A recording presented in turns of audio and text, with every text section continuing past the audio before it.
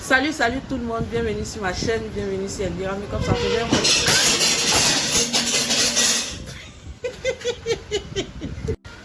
Bonjour tout le monde, bienvenue sur ma chaîne, bienvenue sur Elvira Makeup. On se retrouve pour une nouvelle vidéo. Actuellement, on traverse des moments difficiles, le coronavirus fait rage un peu partout dans le monde. Je vais pas rentrer dans les détails, mais déjà je tiens à féliciter les médecins, infirmiers et aides-soignants qui s'en relâchent pas de chez eux pour nous aider. Il y a eu de nombreux disparus et franchement, chapeau. Pour revenir au sujet, au titre initial, je vais parler de que faire lorsqu'on est confiné, lorsqu'on est à la maison. Parce qu'il y a des gens qui sont obligés d'aller au travail parce qu'ils ne peuvent pas faire du télétravail. Mais ceux qui restent à la maison, les enfants, les jeunes et nous-mêmes qui faisons du télétravail, qui sont confinés, qui ne travaillent pas, enfin, etc. J'englobe. Que faire pendant ces périodes-là? On ne sait pas combien de temps ça va durer, autant s'occuper. Donc voilà, mais 10 choses à moi. Que faire lorsqu'on est confiné pour ne pas s'ennuyer? Totalement oublié, avant de commencer la liste de ce qu'on doit faire, la tenue que je porte, je vous avais dit que je travaille de la maison. Je suis en train de lancer mon entreprise de prêt-à-porter. Donc voici une de mes créations. Ma page c'est Else Fashion. Donc si vous êtes intéressé, ça c'est une robe pour l'eau. Après je vais mettre des photos, vous allez voir, c'est une robe qui va jusqu'au genou. C'est ma propre création, c'est mon entreprise, c'est mon bébé. Donc je vais mettre le lien de ma page et vous pourrez aller voir ce qu'on propose. Voilà, c'est bon. Première chose à faire, rangez votre maison. Quand on est occupé, on a des occupations, on va du matin jusqu'au soir au travail et qu'on rentre, on n'a pas le temps de faire son ménage à fond. Donc moi, ce que moi je conseillerais, de profiter de ce temps-là pour faire les poussières, de passer la serpillère. Il ne faut pas que ça soit une contrainte. C'est vrai, beaucoup de gens n'aiment pas le ménage. En fait, j'en fais partie, je ne suis pas parfaite. Mais on peut rendre ça de façon ludique. On n'est pas obligé de faire tout le même jour. On peut commencer par nettoyer les fenêtres tel jour, après passer la serpillère tel jour, ranger la cuisine et tel jour, et ainsi de suite. Et moi pour ma part, je ne sais pas pour vous, le ménage me déstresse. Il m'arrivait quand j'étais étudiante de rentrer fatiguée, énervée d'une longue journée d'études et de boulot, et je me mettais à faire du ménage parce que c'était une sorte de déstressant. Donc ne vous obligez pas à faire ce que vous ne voulez pas, mais de temps en temps, si vous voyez qu'il y a un peu de poussière par-ci par-là, vous pouvez ranger la maison, la cuisine, la salle de bain, faire le tri dans vos armoires. C'est une bonne occasion aussi de vider les armoires, d'enlever les vêtements dont vous ne voudrez pas, et puis peut-être de mettre de côté pour aider les plus démunis. En fait. Vous savez, après le confinement, il y aura une sorte de... Il y aura un renouveau, des choses vont se remettre en place. Donc pourquoi ne pas mettre les vêtements dont vous ne voulez pas pour donner aux plus démunis? Deuxième chose à faire lorsqu'on est confiné, faites la cuisine. Ne boudez pas votre plaisir. Ne dites pas, ouais, si on fait à manger, on va prendre du poids, patati patata. On n'a pas souvent le temps de se faire de bons petits plats. Donc pourquoi ne pas profiter de cette occasion de confinement là pour vous transformer en petit chef? Pourquoi ne pas essayer des recettes que longtemps vous avez vues et vous n'avez pas le temps de faire? Pourquoi ne pas tester de nouvelles choses? Moi par exemple, la pâtisserie c'est quelque chose qui m'intéressait mais j'avais jamais osé. Mais maintenant que je suis à la maison et que j'ai du temps libre, avec ma nièce, on s'arrange, on fait des petites recettes. Je vous mettrai des photos, des vidéos si vous voulez. On fait des cakes, des cakes au yaourt, on a fait qu'est-ce qu'on a fait? On a fait des cookies, on a l'intention de faire plein d'autres choses. Et c'est ludique, on n'est pas obligé de faire des plats de grands cuisiniers, de faire de grosses décorations. Mais on peut aussi faire quelque chose qui nous fasse plaisir. On peut cuisiner les pâtes autrement. On peut tester une recette qu'on a vue à la télé. Et puis essayer de rendre les assiettes un peu plus jolies que d'habitude.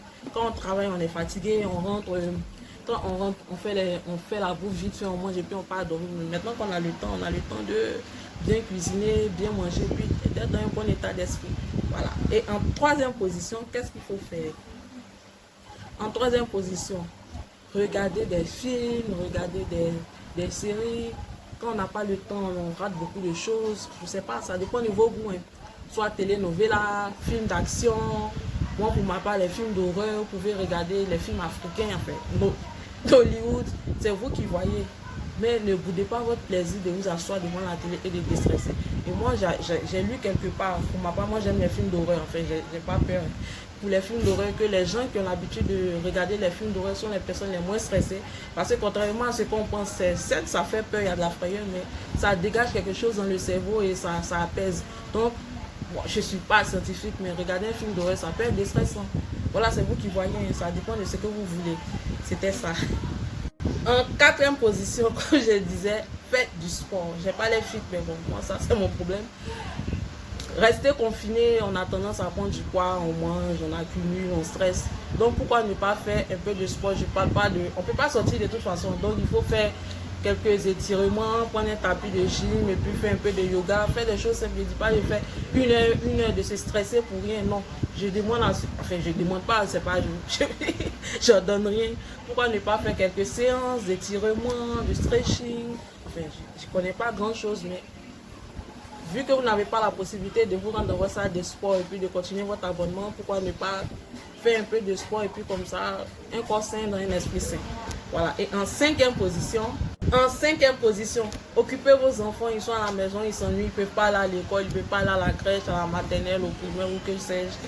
Que faire? Faire des jeux de société, il y a des... Enfin, occupez-les, pas forcément devant les écrans, ne les aboutissez pas trop devant les écrans. En fait. Chacun fait ce qu'il veut.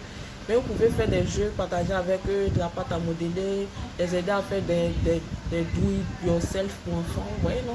Créer quelque chose, faire des dessins, de la peinture, et voilà. En sixième position, là c'est ma partie préférée, prendre soin de vous.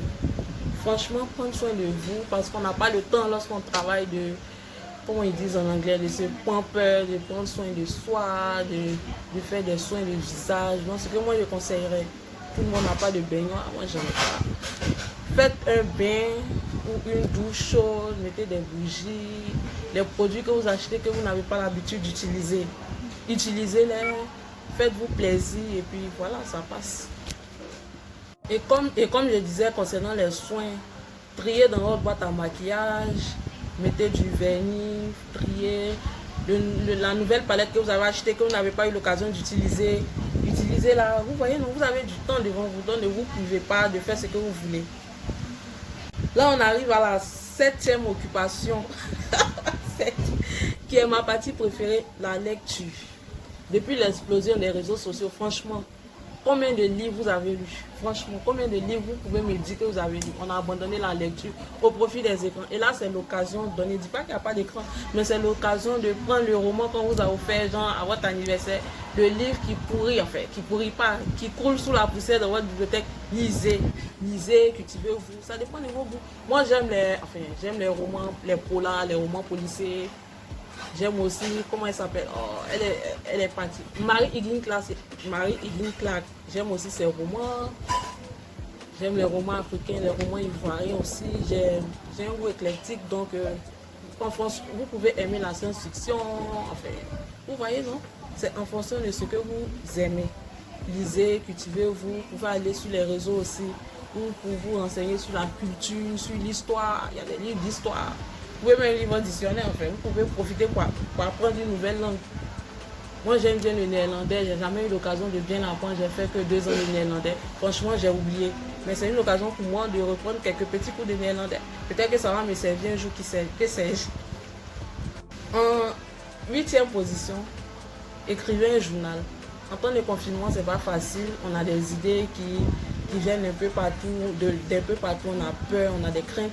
Pourquoi ne pas créer un journal ou un bullet journal ou écrire tout ce qui vous passe par la tête? Vos idées, vos appréhensions, l'après-corona, l'après-quarantaine, l'après-confinement, qu'est-ce que vous allez faire? Parce que je me dis, moi c'est mon avis personnel, ça va mettre des nouvelles perspectives en place. Après, l'après, qu'est-ce qui va se passer après? Qu'est-ce que vous envisagez de faire après?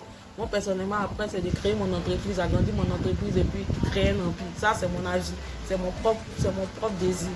Mais l'après, vous, qu'est-ce que vous allez faire? Donc, écrivez et après les histoires, enfin, après tout ce qui va se passer, vous aurez l'occasion de lire et puis de vous dire, ah, voici ce que je pensais à l'instant et voici ce qui s'est passé, etc. etc.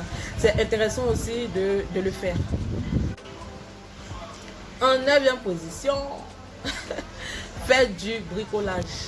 On va me dire, bah, je suis femme, j'aime pas faire le bricolage. C'est pas une question de genre. Moi, j'aime faire le bricolage. Si j'ai l'occasion d'apprendre quelque chose, je ne vais pas rechigner. Il y a plusieurs tutos de do it yourself. Comment faire ci, comment faire ça. Ah, l'évier de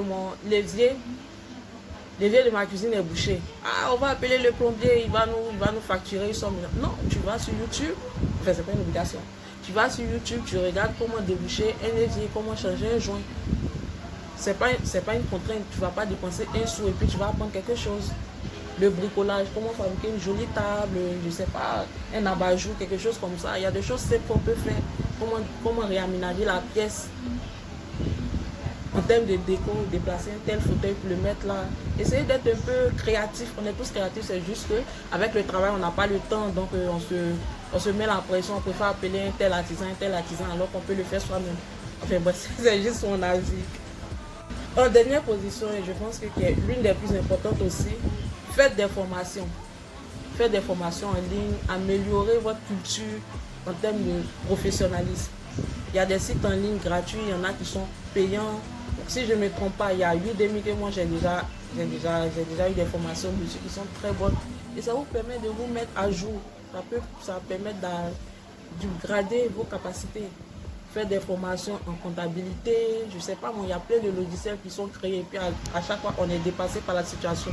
Donc, on peut profiter de cette période-là pour se mettre à jour, faire des updates, faire des formations, apprendre quelque chose et puis garder cet acquis-là. Peut-être qu'après, on va vouloir avoir un meilleur travail, repostuler ou redéfinir ou bien vouloir être passé manager. Donc, c'est une bonne occasion de prendre ce temps-là pour faire ces cours en ligne, payant ou pas payant, c'est vous qui voyez, mais c'est une manière aussi de garder l'esprit, enfin, l'esprit travail. On ne reste pas, enfin, vous voyez ce que je veux dire. On s'occupe comme on peut, mais on acquiert des choses. Voilà. Voilà, c'était les 10 choses à faire lorsqu'on est confiné. Et ça, c'est mon simple avis. On peut faire 40 choses, on peut faire 50 choses, on peut faire 3 choses, on peut faire 12 choses. J'ai synthétisé. Voilà, c'était Elvira Makeup. Dites-moi ce que vous en pensez. Qu'est-ce que vous faites pendant la période de confinement? Est-ce que vous travaillez? Est-ce que vous restez à domicile? Et voilà. Merci d'être toujours présent et à plus. Ciao.